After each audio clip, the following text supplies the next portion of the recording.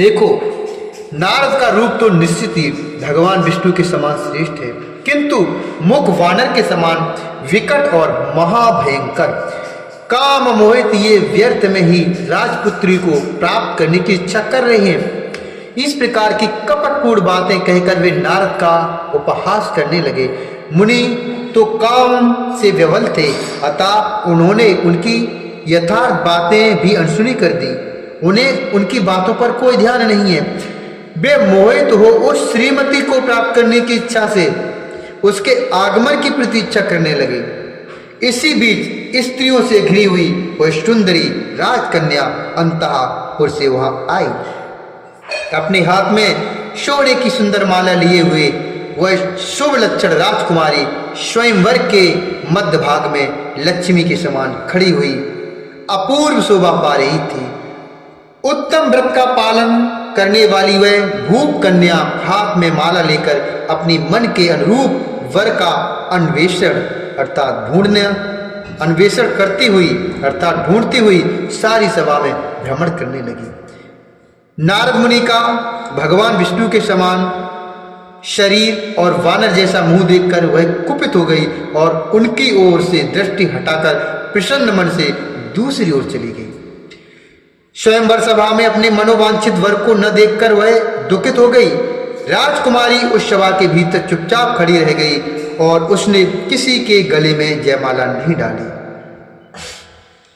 इतने में राजा के समान वेशभूषा धारण किए हुए भगवान विष्णु वहां आ पहुंचे। किन्हीं दूसरे लोगों ने उनको नहीं देखा, केवल उस कन्या ने ही उन्हें देखा। भगवान को देखते ही अथोशातम समालोक्य प्रसन्न वदनाम्बुजा अर्पयामास तत्कंठे ताम मालाम वर्णनी। भगवान को देखते ही उस परम सुंदरी राजकुमारी का मुख प्रसन्नता से खिल उठा। उसने तत्काल ही उनके कंठ में वह माला पहना दी, अर्थात उनके कंठ में वो जयमाला डाल दी।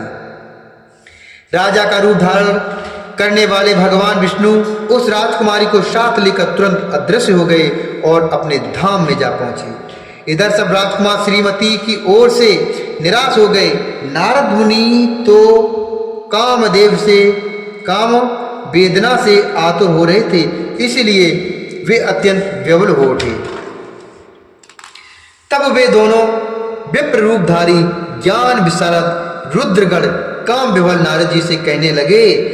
गण बोले, हे नारद मुने त्वं हि वृथा मदन मोहितः तल्लिप्सुः स्वमुखं पश्य वानरस्येव गर्हितम् तल्लिप्सुः स्वमुखं पश्य वानरस्येव गर्हितम्।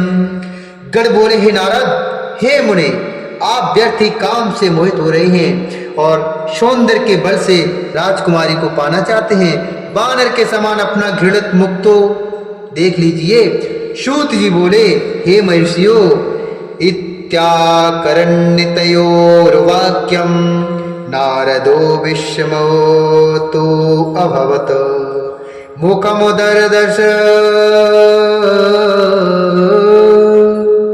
मुखमुददर्श मुकुरे शिव माया विमोहता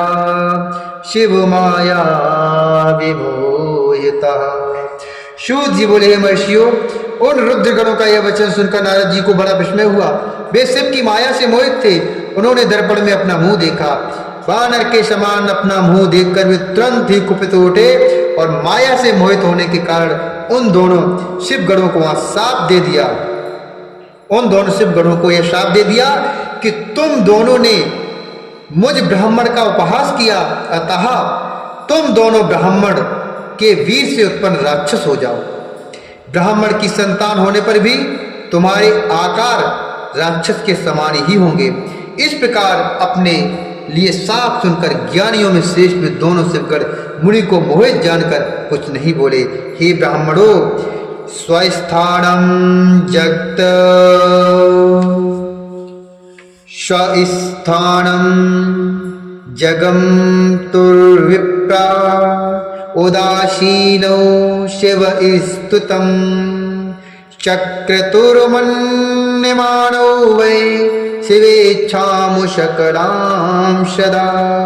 हे ब्राह्मणों, वे सदा सब घटनाओं में भगवान शिव की इच्छा मानते थे, अतः उदासीन भाव से अपने स्थान को चले गए और भगवान शिव की स्तुति करने लगे। इति श्री शिव महापुराणे द्वितीयाम रुद्र संहितायां प्रथम खंडे षष्ठ्युपाख्याने